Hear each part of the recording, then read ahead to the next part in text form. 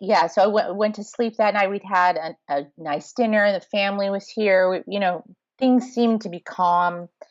And suddenly I woke up about 2 a.m. and the cat woke me, licking my face, as if animals know something, right? Mm. They're working on another level that we aren't, I think. And so the cat woke me, and suddenly I was just it was like I can't really describe it because This is Recovery After Stroke with Bill Gassiamis, helping you go from where you are to where you'd rather be. Well, Bill Gassiamis here from recoveryafterstroke.com, and today I have with me Farley Cadena, a stroke survivor with an amazing way of raising awareness about stroke. Welcome, Farley. Thank you. Thanks for having me, Bill. Actually, my last name is Cadena, not Sedena, but good try. Everyone gets it wrong, so That's anyway, I'm happy to be here. Yeah, thanks for being here. And welcome to tomorrow, by the way. Yes, right? I know. Is that what tomorrow's going to be like? Yeah. So we're at Good to know. in Australia. We're at tomorrow today for you. Thanks for being here. And if it seems familiar in 24 hours or so, don't freak out. It's not what happened to Okay. you. It's just what's going. It's just normal. Oh, good. Hey, so tell me, when I came across your profile and had a look a little bit around on internet to see what it is you do, I was really amazed. I was really surprised, and I was really thrilled just with regards to the way that people are using their creativity to raise Yeah. awareness about stroke. Tell me, firstly, what happened to you? I had kind of this stressful year in 2017 and had some health problems. And coming up on the day of the stroke, about a week out, I was having a lot of eye migraines where I would lose sight. And it had been a stressful year, and I didn't tell my doctor about them, although it had been something that had happened in my life. The migraines, no, there'd been MRIs, and no one was worried about them. They don't usually worry about eye migraines, actually. So anyway, but they were happening a lot, several times a day. And anyway, on December 17th, I got up in the morning, sat down on the couch, had the TV on, and suddenly realized I didn't know what was going on. And I could tell the TV was on, but I couldn't move. I couldn't talk. I couldn't pull myself out of it. Um, I kept trying so very hard to focus to just form something, get a hold of myself. And I couldn't move, and it felt like a long period of time. I mean, it felt like maybe that was 20-25 minutes of me sitting there. And finally my husband came out and he found me, and he could tell there was something very wrong, and I seemed to snap out of it. And he tried to talk to me, and I wasn't sure if he was talking, and I wasn't sure if I was talking. And so I thought I was crazy. I thought I literally had gone crazy because it seemed so strange, and I wasn't talking very well. And it took time. My husband wanted me to go to the ER, and I really resisted. Um, and nobody likes the ER, the emergency room. No one likes to go to the hospital. No one wants to go eat. And you always want to think, I'm fine, but I wasn't. And so went to the ER, and very quickly they brought me in. They don't delay when something is clearly not speaking right. And by the time the MRI was done, not an MRI, I'm sorry, the CAT scan was done, they came quickly out and said, you've had an ischemic stroke, which is the clot, and on the left frontal lobe, and it affects your speech, reading, comprehension. I wasn't hearing right at that point either. I was very confused, and we took it from there. I ended up having to be in the hospital. I didn't want to go. I think I was fairly difficult, and I'm not usually a difficult person, but was there a few days. I had to have a lot of procedures done. They put a heart loop recorder to listen to my heart. So it's in there now. It'll be there for a few years. They did a TEE, which is to look for a hole behind your heart, which they didn't find one. Great. And which is good. And ultimately, they sent me home after a few days. And then I had a really bad seizure in the middle of the night, that night that I'd gotten home. So I had to go back. And but didn't know it was a seizure. We thought it was another stroke, because people do have multiple strokes, obviously. And anyway, it was the week before Christmas. It was really rough to have that. Everyone wants to be happy at Christmas. And luckily, I'm a very organized person. Everything was done ahead of time. So I was like, well, good thing I shopped early. And anyway, so, I mean, that's roughly, it took a period of a week of total chaos. And somehow, I was really just, there was lots of stuttering, my speech was really poor. Yeah. Couldn't read. Yeah. Very discouraged. Very discouraged. Very familiar, your story, and I'm sure people listening will have experienced something very similar. So, my story is very similar. Mine was some symptoms of numbness in my big left toe, and like you, I noticed this change and didn't do much about it, and then the numbness spread to the entire left side, and I was also not interested in going to the hospital. For 7 days, I kept avoiding it. Oh my gosh, 7 days. Yeah, 7 days. You waited 7 days. 7 days. Okay. And wow. And I you name it, I came up with every excuse as to why I shouldn't go to the hospital and why I didn't want to go to the emergency room either. And it's very common. This is what we hear. We hear that it's the last thing you expect to happen, and as a result of that, you can't really imagine yourself being at risk or, being at that point where something's going to go drastically wrong. And then I came home from hospital as well, and after 6 weeks I had another episode, so that was pretty scary. So I imagine you would have felt a little bit more scared because of this second episode. Like, what was that like? Right. That was really dramatic, because we were so relieved that I was home, so I went to sleep that night. We'd had a nice dinner. The family was here. Things seemed to be calm. And suddenly I woke up about 2 a.m. and the cat woke me, licking my face, as if animals know something, right? They're so they're working on another level that we aren't, I think.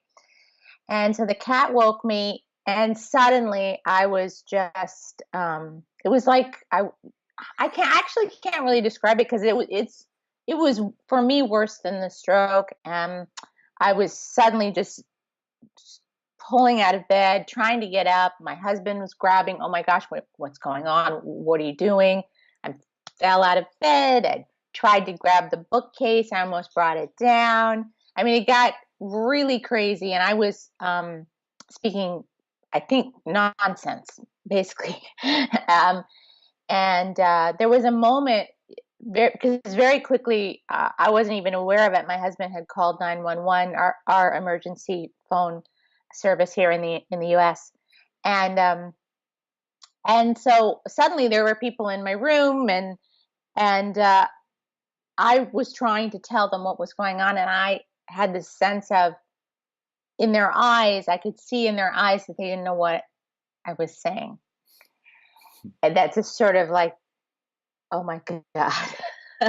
something's really wrong.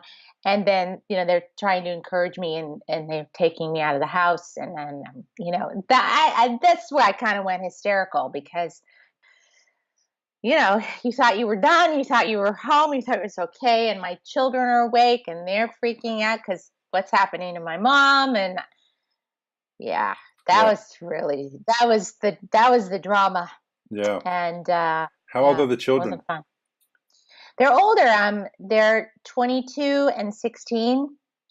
So, I think in a way easier than if they were toddlers or something. That would be really terrifying for a tiny child to see. But I think it's hard. It's hard for the children to, of any age, just to see their mom, who always sort of ran the show and takes care of everything, incapable of, of speaking well, not getting their names right, not being able to help them, in any way. Yeah. It was intense, and it's because I wrote down the memories of what happened. It's stayed very vivid because of the show I wrote. I have so much of it is, when I read about it, and talk about it. I use a journal, and it's just fresh. I mean, it's like actors talk about sense memory. I got a lot of sense memory in this because I recorded my stories about it very quickly after it happened. Yeah. So we're recording in January 2019. When did you experience the stroke? It was the end of 2017. So in December. And so that's like 13 months ago. Yeah. So it's really fresh period. It's just really fresh. Exactly. Yeah. I realized just, I had to get a new doctor recently. I got new insurance, and I started to have sort of like a mild kind of panic attack, because just going to the doctor, I don't know about you, but I mean, just going, even if they're a wonderful doctor, it's that, okay, and it's usually good news, but it's hard. It's hard still. Like, it all kind of rushes back sometimes, and you're kind of not in control of that panic. Yeah. Did you think about your mortality ever before that event? Not that deeply, no. I would say no. That there were a lot of serious conversations that were had in our house after that. Yeah, and I'm not a religious person, but it's it's a very profound thing to face. Your body just not working. You're out of control of all of it. And I think we all like to think we're in control of some of it, but not so much. And when your body malfunctions like that, you're so vulnerable. And with the doctors and everything, it's you're just saying, please help me, take care of me. And you're trusting that you've got good care. I mean, because really, you don't pick when you have that emergency. You're just hoping there's some good people on call, right? I mean, and they, of course, I've had nothing but good care. It's just, that's a lot of trust. It's a lot of trust. So, yeah. It's a lesson in life, isn't it? Isn't it a lesson about, okay, well, I can't control this. This is not about me anymore. It's about the people who are there, who are trained, who are specifically turn up every day to help people like me. And you got to go with faith, so if you're not religious, well, here's an opportunity to practice faith of any kind. I'm not sure what kind it is, but faith in something or someone or a higher power. What do you got? You got no choice. Right. You have no choice. It's out of your hands right now. Yeah. So, after the stroke happened, we had all kinds of insurance trouble. And it turned out I couldn't get any speech therapy. I was literally so that was part of my work to get better, I'm like, well, I'm an actress. I know what to do. I'm just going to start reading, and I'm going to force myself. I know it, it was very hard. So I started reading out loud as much as I could, as much as I could take it. I was very frustrating. I didn't even understand what I was reading. I was really stuttering, and then slowly, people kept saying, your story's so interesting, because I had all these crazy people I met in the hospital, and there were just all these funny things that happened, and people kept saying, you should write this down. You should write this down. And I did. And so this was all my therapy instead of, so it's funny that what a wonderful thing happened on the way to not getting speech therapy was that I created my own work and then did this show. The show was done 10 months after my stroke. We'll talk about that in a minute because I really want to dive into that. But yeah. What I love is, and I had a similar experience in that,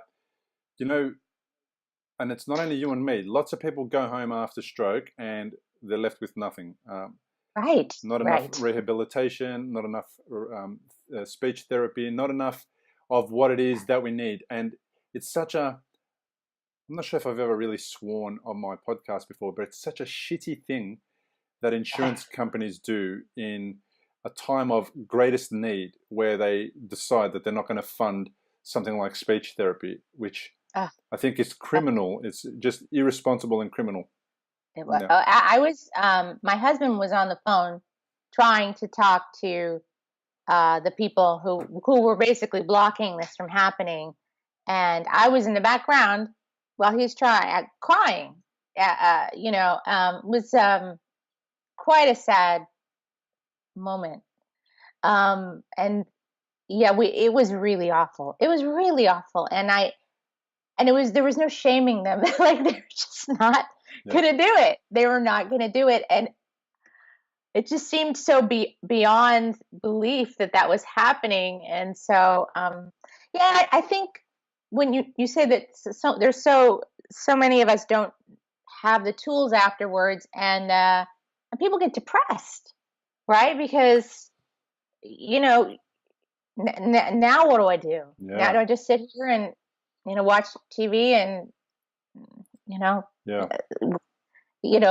close my little world up, because that's sort of what you want to do. It's a sad period. And it's interesting. Some people are not lucky as us when they have their experience with stroke, where they don't have that ability to do what you do, to just go with your instinct and follow, your what do I know? What you know from training that didn't seem in any way relevant to a recovery from stroke, when you were studying to be an actor. And now all of a sudden you're saying, okay, how can I use what I've learned in the past and rearrange it and manipulate it to actually help me in this other part of my life, which I never thought that's why I ever became an actor. Yeah. Yeah. It was sort of like, I sort of didn't plan that it was therapy. I mean, it just became the therapy. Yeah. And to decide to do something, to have this goal, to do a thing that you actually don't know that you can do. Because I really wasn't ready to do it when I decided to do it. Yeah. I couldn't read, I sing, I couldn't read music anymore. Like, what was I thinking? Right? I wasn't reading. What was I thinking? But, I think the act of setting a goal was that hope that pulls you out of the depression. I have something to do. I have something to work for, and that was huge. Yeah. Tell me about. So you're in that space now. You've decided you're going to start reading, and are you doing that at home? Are you doing it with no other resources other than just a book? Is that how you did it, or did you listen to books? How did you exactly do it? Well, listening was kind of hard. It's as if it was just too much information. I was reading paragraph by paragraph. Like, at first it was just sentence by sentence. I could read a sentence and then it was almost like I wanted to shut my eyes. was just too much. Too much. Was it hurting your brain?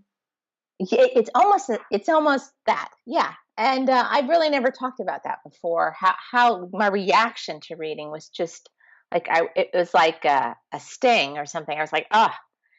And so, but I was, I'm such a busy person, an active person, and and social person. All my friends gathered. I mean, I had, the arts community, the performing arts community, especially.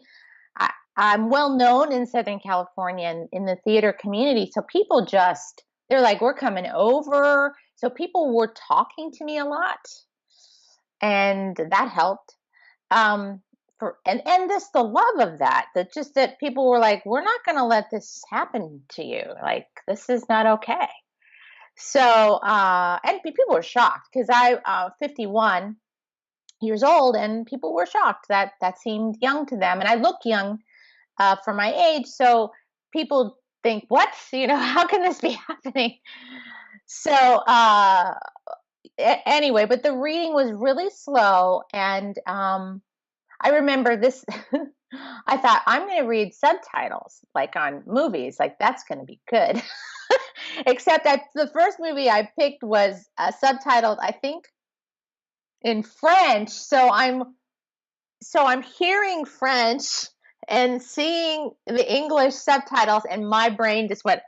I was like, that I can't. It's too much. Well, you really tried to make it difficult for yourself, didn't you? I know, right? I was like, am I always going to have to put things that like turn it up to 11? Why? I'm crazy. So yeah, I always made it a little too hard. So that's like, well, we can't do that. But any chance I got, I would read, and I would also try to read out loud too. So first was just trying to read with just my eyes, just trying to get through that, and then bravely out loud. And but the music thing was interesting because the music part of it was a music director actually contacted me and said, you should be singing. You should be singing immediately. And it was overwhelming to me because I was afraid to try because it would have shattered me at that moment if it didn't go well. Like if I couldn't sing the simplest song. Yeah. So I avoided that, and then I had more and more friends say, you really should be singing. This is going to help you. This is going to help you. And I finally did. And it did help, obviously. And I've read some interesting stories about this people doing this work for stroke victims. This is a real therapy where they sing, and suddenly they can sing.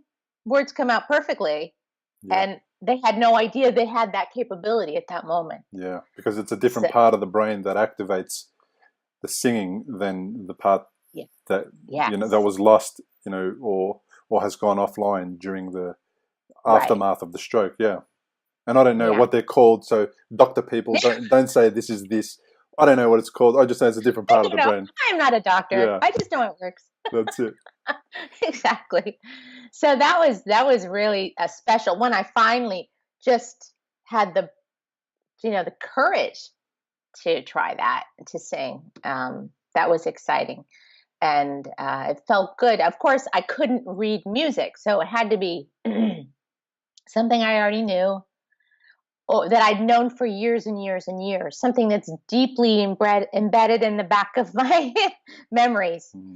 And then I slowly was for my show when I did it, I had to learn by ear. My hearing was good enough to learn by ear at that point, and but looking at the music, because for people who have even the tiniest bit of musical training, they know that we've got lots of dots here, we've got lots of lines, we've got the words separated into syllables with dashes, and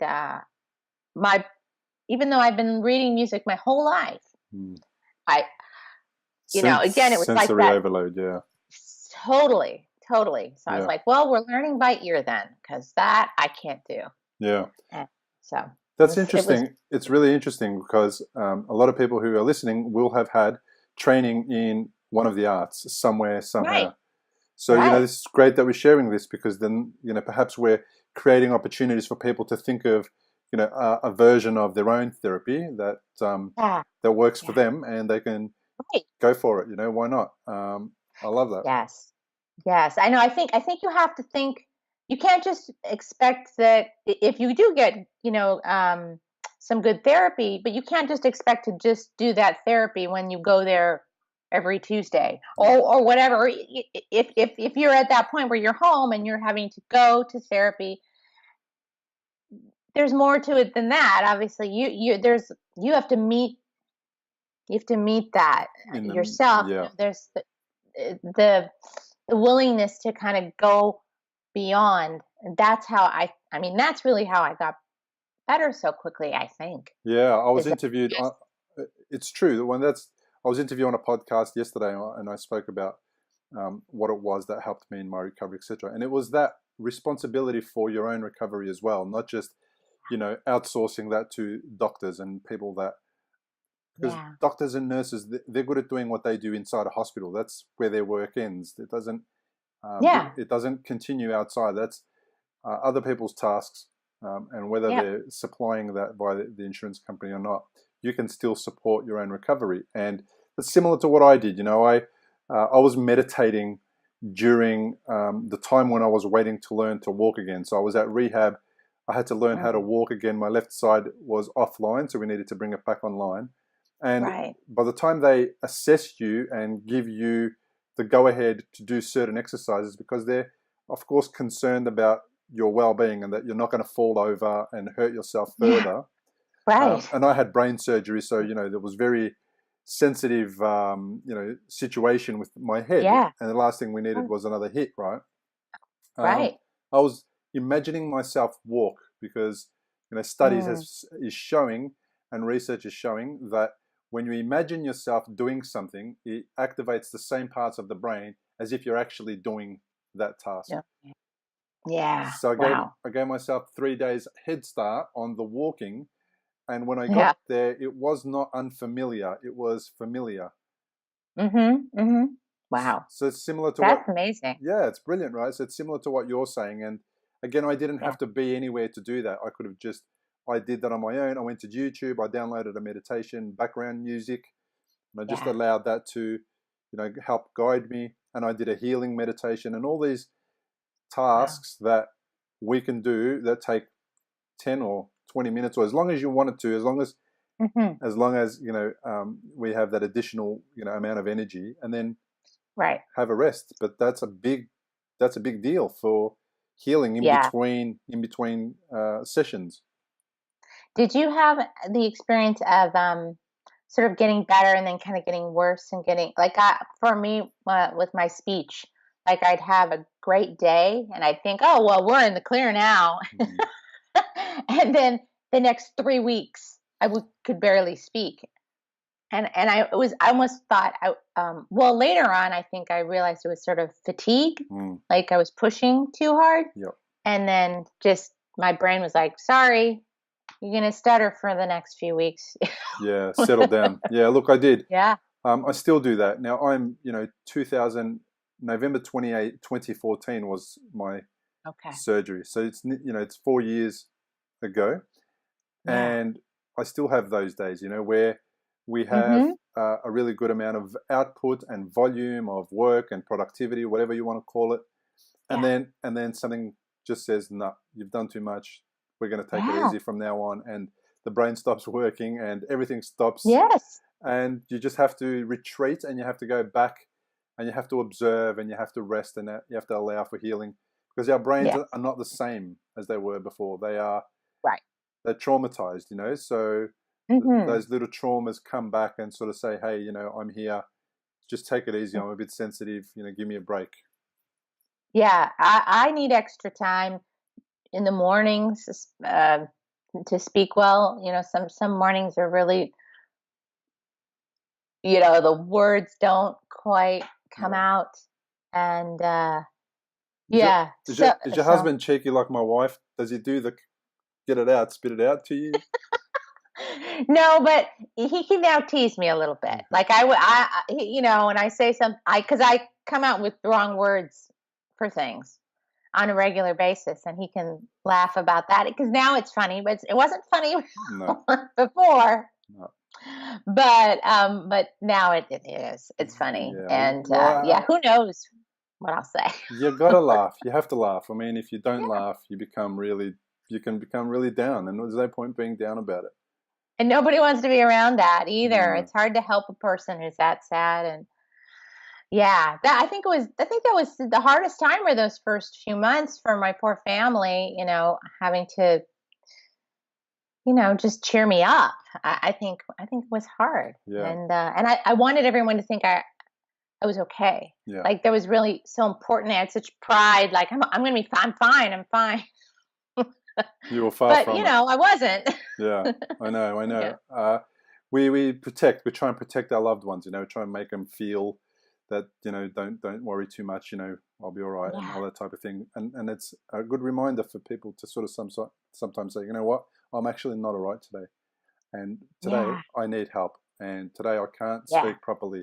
And for me, what you said is really interesting because I have walking is a little bit harder for me in the morning. So I'm a very good morning person. I prefer the morning than the evening. But the leg has to warm up. You know, it has to start to remember what to do to make me feel less wobbly on my feet. Yeah. Oh, yeah. So that's interesting what you say about your speech is kind of slower in the morning and it has to wake up. Yeah. Yes, definitely. And also just, and if I'm in a tense situation, something that, like today with the doctor, my speech was halting. And I thought, it was a new doctor though. It was a new doctor. And I was nervous and had to tell my story, and she had lots of questions and technical questions and the dates, and I had to find I was like, oh. So that was a little challenging, and I thought, what's happening with me today? So that's sort of that vulnerable, tense kind of thing. That's hard. Yeah. So, but that's okay if that's all it is. You know, so you gotta say, well, I came this far. Yeah. So yeah, it's a big deal. You know what I like about your home remedy for your speech therapy was that when you started, you had a really great idea of where you were at. And then as you continued, you noticed yourself getting better and better, and that would have encouraged you. How long did it take for you to feel like, hey, we got this, we're back? I think, it's funny. As I wrote the show fairly quickly. I knew what I wanted to do. I knew how I wanted to tell the story. The story is told in flashbacks, and then in the present. We kind of go all over in time in my life. So it's not just this sad story, right? Yeah, I didn't want that to be just a sad story about a girl who had a stroke.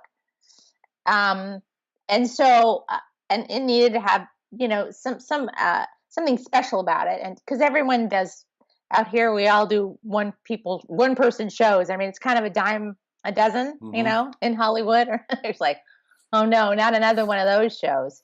So I knew it had to be unique. So but I had this kind of came to me, and I had some friends who helped me kind of refine the ideas too. Absolutely. And so it came out really quick, but I had to work on it. We worked on it slowly, at least by theater standards, slowly from March until October. I performed it in October.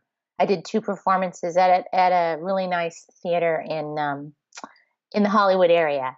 So but you say, when did I know I was back? I actually was sure it was going to be a disaster. I was sure it was just, what am I doing? Why have it sold out? It sold out both shows. I was like, this is ridiculous. It's going to be a disaster.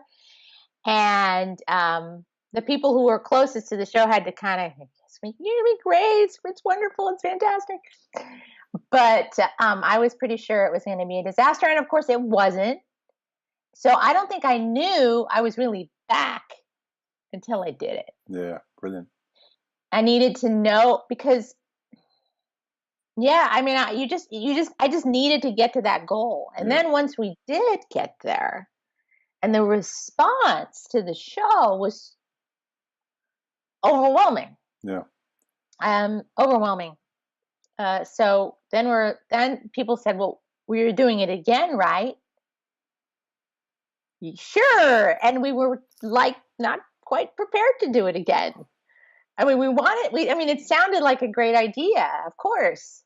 But we weren't, quite ready. So hence the photo shoots and the website and, the work that has to be done if you're going to be taking a thing out and about, you have to be ready to do that. Yeah. So, but I did not know I was really back until that night. And I was very concerned about singing and losing my place and not knowing. But what's funny is I've been performing my whole life. So there is something that kicks into gear if something doesn't go right. I knew, like, that part of me knew what to do. Yeah. Knew how to handle it. And people knew I'd had a stroke. What do they want? Perfection? Of course not. Of course. Right? Of course. Of course not. That's the charm of it, you see. Yeah. Let's go and watch this weird lady muck up and mumble and stumble. People didn't know what to expect. Yeah. People were coming going, Yeah. Okay, I don't know what's going to happen tonight. But my producer, who's a lovely, dear, dear friend, had the good sense to reach out to the medical community in our area. So we had Kaiser Permanente coming out, the UCLA Medical Center out here, a bunch of different places. Doctors came out, stroke victims came out, and that's what really mattered was what do they think, and they loved it. Yeah. And so that's where the next phase of it is, because there's an audience of regular people that want to see it, but my heart is like your heart, like you're like, I want to help the other people who've been through this like me in my own way. I want to help and educate and do something a little different. Yeah. And so, yeah. For me, it's a little bit cathartic as well. I feel every time I do an episode, every time I share my story, every time somebody says, "Oh, the great episode," or "I'm looking forward to listening to the podcast," it feels like it's helping me heal. Do you get that? Is that what you experience? Yeah. Absolutely. It's it's such a journey that doesn't end. It's like you added this whole nother chapter to your life that's actually sort of taken over your life. You know what I mean? Like one day you had a stroke and everything changed forever. Like that.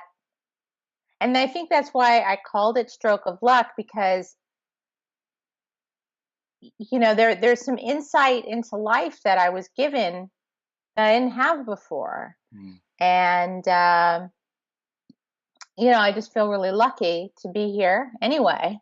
But it's I don't know. I love what you're doing, and I'm so glad that we could kind of show the different facets of what can be done once you go through this life-changing moment.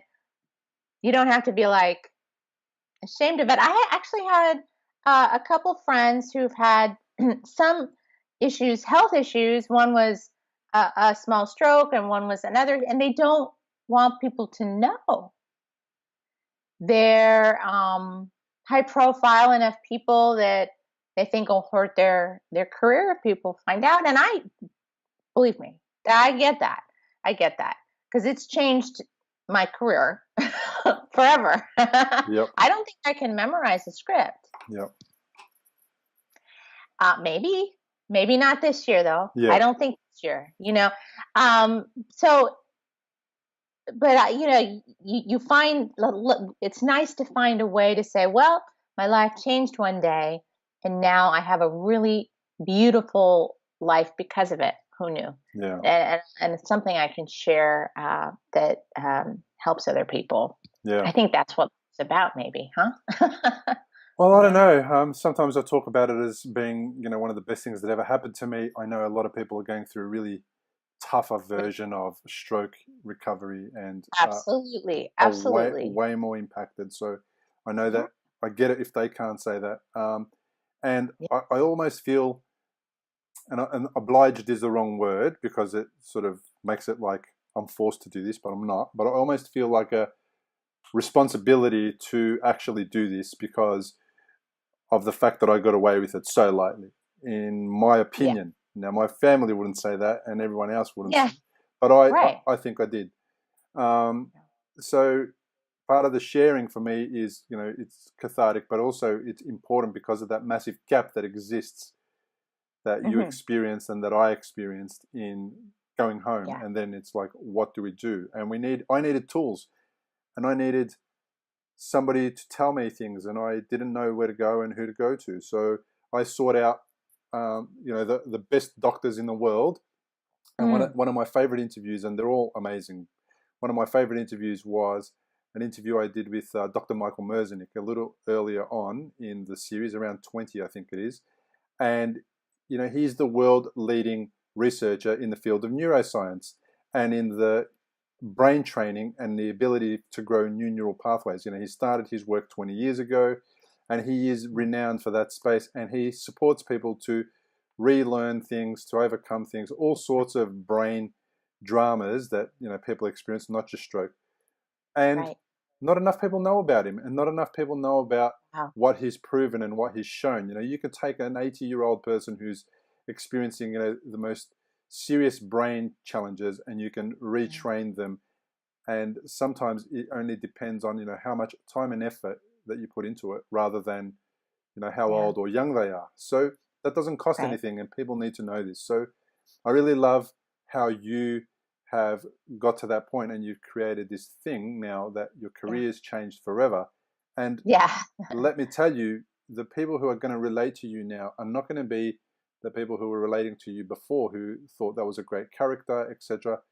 They're still going to be there, but then there's going to be this whole world of other people who are looking for role models and are looking for stroke recovery role models, and they are going to come into your to your world, and they're going to go, wow, she was amazing before, she's even more amazing now. And that's going to enhance your career, and it's not going to do anything negative to it. And I get that people are concerned about how it's going to influence them, influence the people that they work with about their career. But Sharon Stone had a stroke. No one talks about her badly. No, of course not. And I think people need hope. I mean, when I was at a stroke support group last week, and the people I was talking to had just literally they were still in the hospital, and they needed hope so much. They just needed to talk to someone and say, well, what happened to you? And well, this is what happened to me. And did you feel this? Did you feel that? Of course, everybody's strokes are so different, but it made them smile. Just it lightened. You could feel like lighten their load, because this person right here talking to them had a stroke, and they're okay. So it's so that there's a whole network of people that I've now met who do this kind of work, where they go to different hospitals and they do stroke support groups, and it's beautiful, and it means so much. It means so much to people. It's profound. One of my tasks is to go and talk about stroke as a stroke ambassador for our Stroke Foundation in Australia. And that makes a massive difference. You see people completely change and come alive and thank you and come and share and tell you their Yeah. story, because everyone else that they meet doesn't get it. Most people don't get it. Right. Right. How can they? We don't want them to get it, but how can they possibly Yeah. understand what it's like to all of a sudden not be able to talk, speak, read a Right. script? Right. Right. Your whole identity is being challenged, and Yes. and it wasn't your choice. So people don't get it. So Yeah. so it's great what you're doing. I'm curious though. Can we go back just a little bit? I'm just trying Oh, to sure. get a bit of a feel for what it was like that year before the stroke. You said you had a really tough year. Is that something that I you could talk did. about? I can. You're going to laugh, but it's real. The fact that Donald Trump was elected as our president was very stressful in our little family. Um, my husband is Mexican American, third generation, but he had to travel back and forth for his job to Mexico City and back.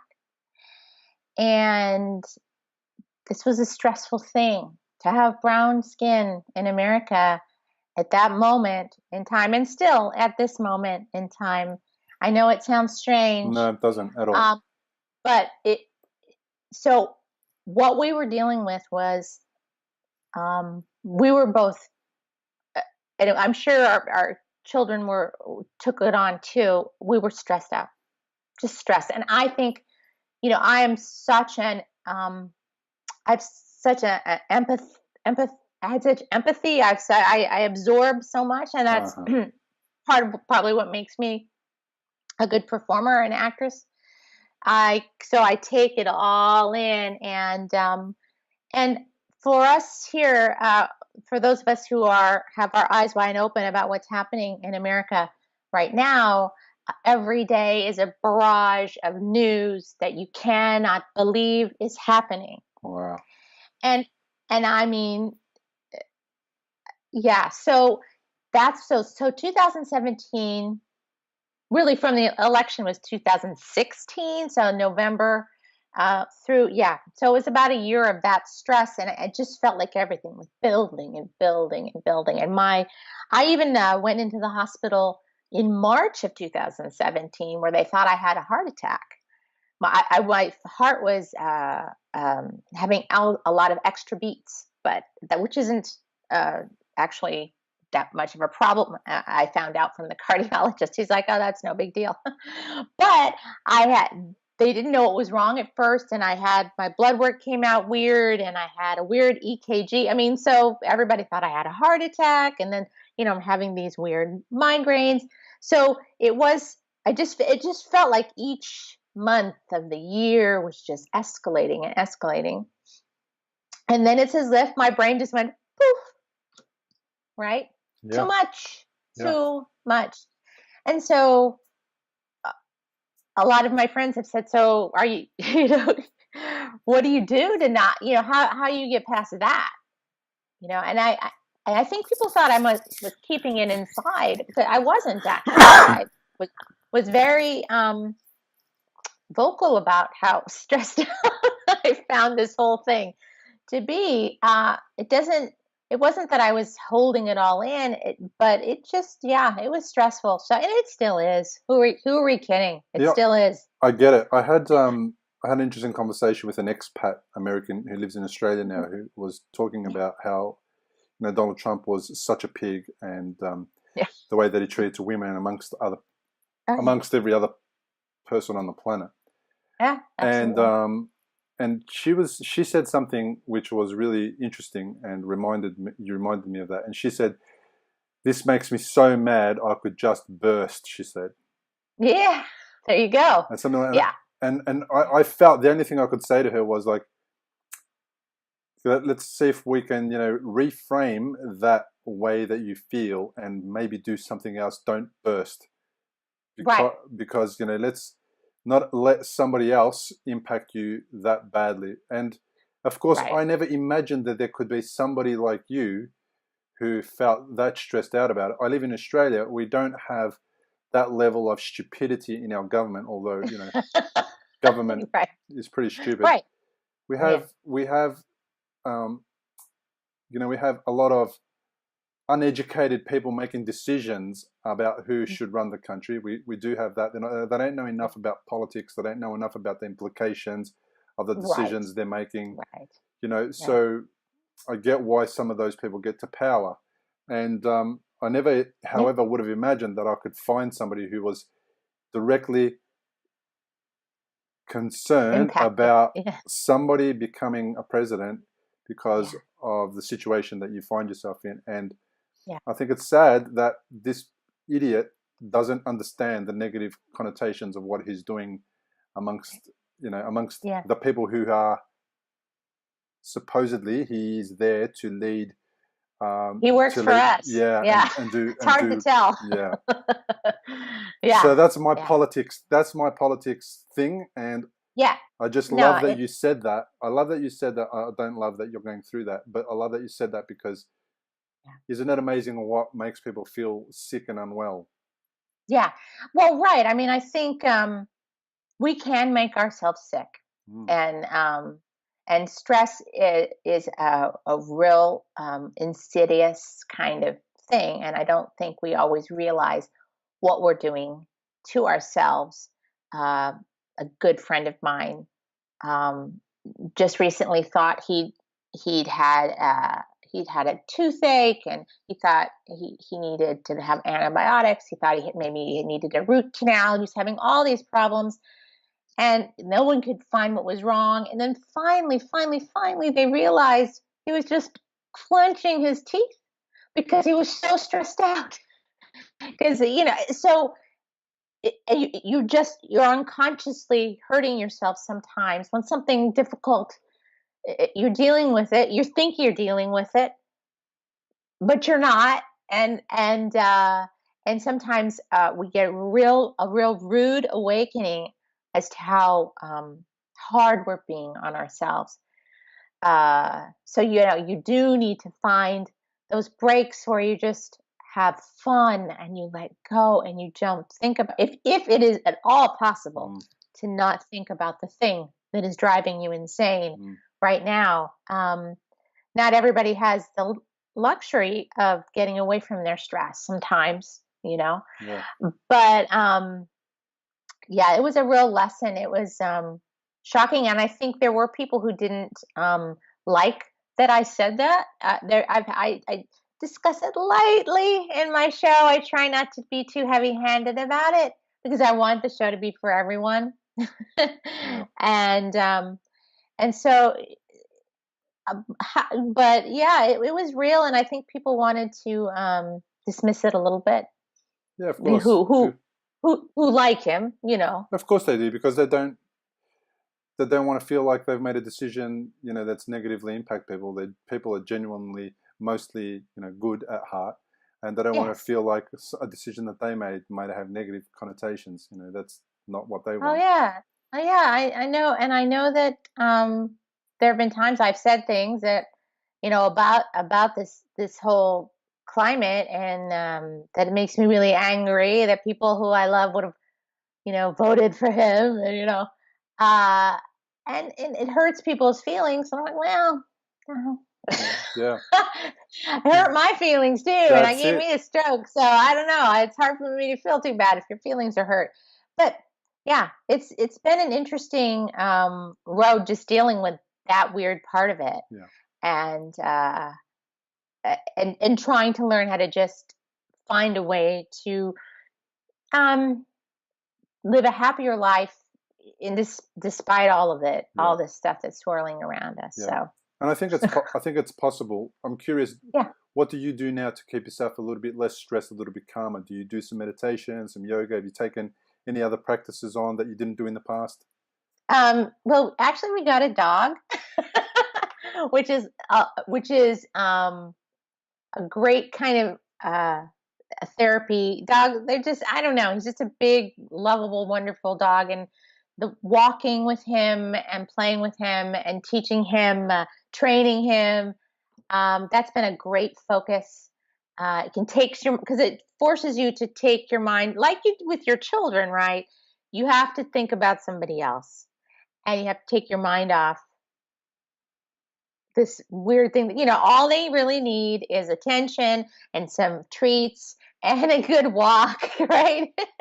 And to cuddle with you, and you're like, oh yeah, that's actually more important. Yeah. And so that isn't that funny? Yeah, but what does the cat think about that?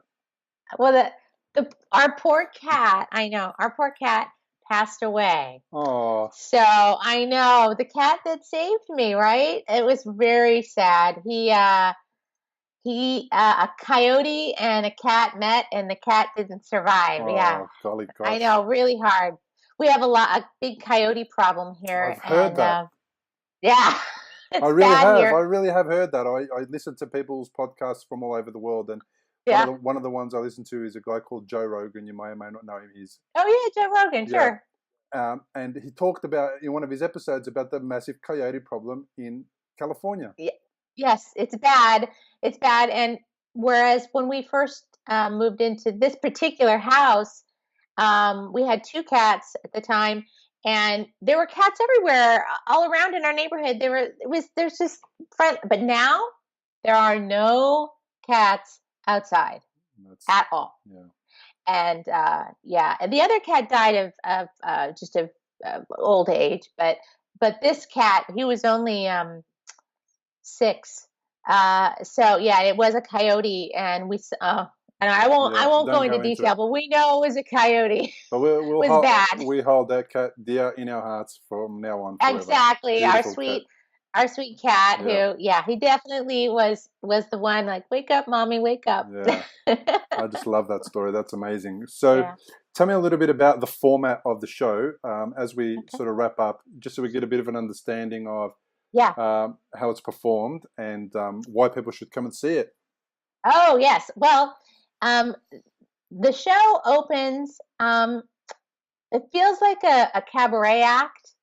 It opens, I start singing, and I'm talking to people and making jokes about the stroke, and you don't expect me to memorize it, do you? I've got this journal, and we get almost to the end of the first song, and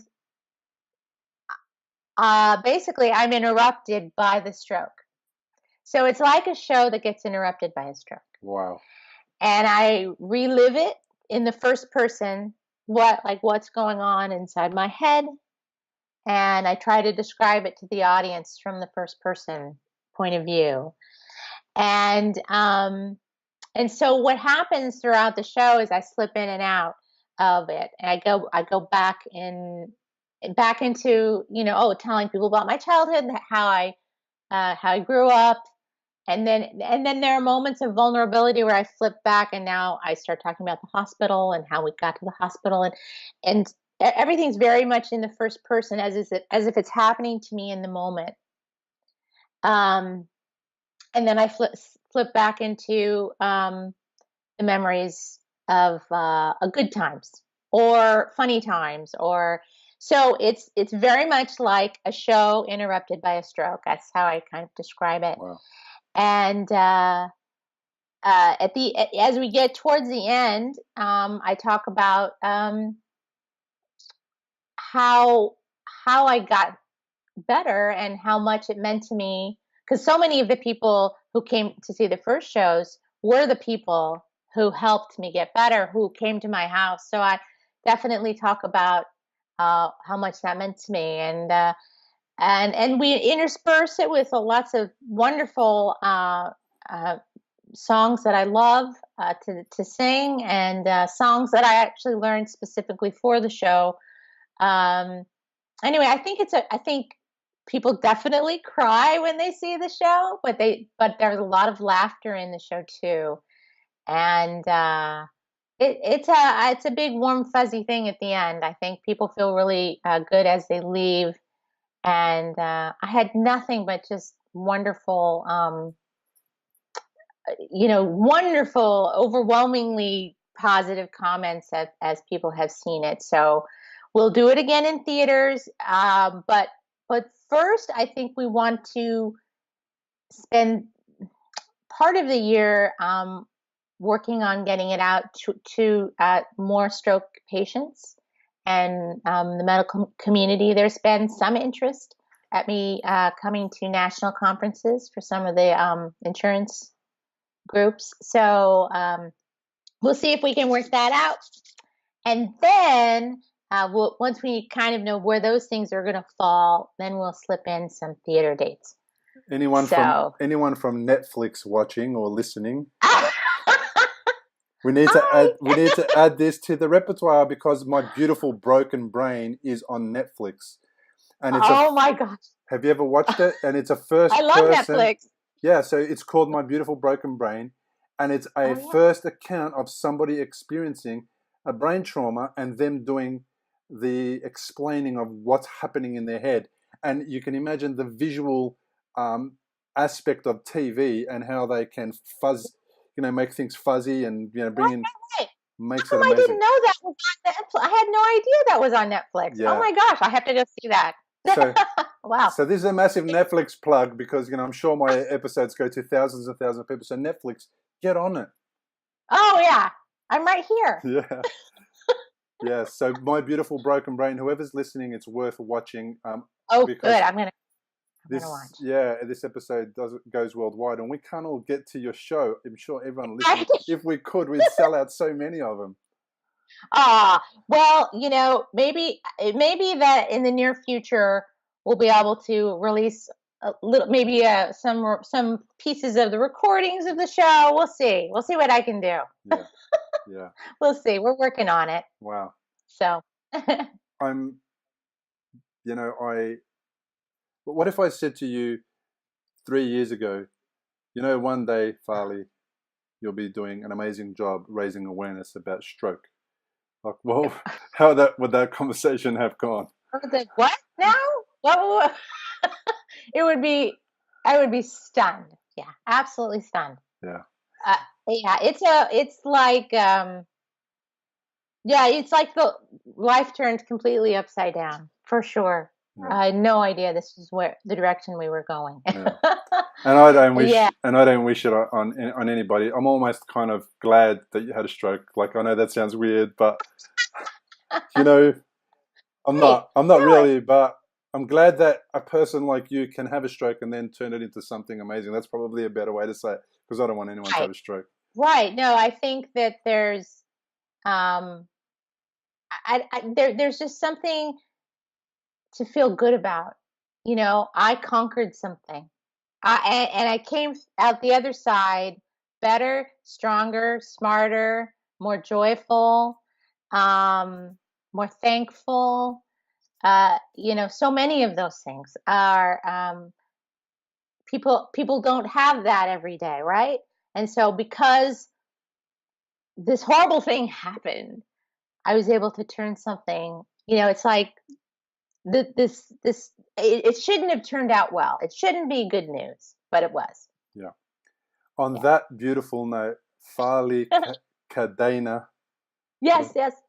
You got it. Thank you so much for being on the podcast. I truly appreciate it. I am so thankful to have come across your work and what you do. I am definitely looking forward to some time at some point seeing the show. I'm not sure how we're going to do that, but from time to time I do crazy things like fly to the United States, even though Donald Trump's there. Well, you have to tell me. Okay. Yeah. Just for you, we'll do it. We'll get some people together and we'll do it just for you. Yeah, beautiful. Tell me, where can people go and look up your website and get tickets? Right. Well, they can't get tickets quite yet, but they can go to my website. It's strokeofluck.info. That's it. Strokeofluck.info. And I also have my own personal website, farleycadena.com, too. You can find me there. And if there's anybody who wants to book the show, I have an email. It's actually on the Stroke of Luck website. It's booking@strokeofluck.info. So if someone says, hey, I want to book this show for my theater or my medical conference, easy. That is beautiful. Such an amazing thing. And, maybe I can get you to come to Australia. Oh, I think you could twist my arm. That sounds really good. I need a great vacation. I might have to add promoter to my repertoire. Yes. My agent in Australia. Wow. So awesome. Lovely to talk to you. Thank you so much. And I look forward to following your work. Oh, thank you. Thank you so much. I enjoyed my time today. It was great to meet you. And you. Discover how to support your recovery after stroke. Go to recoveryafterstroke.com.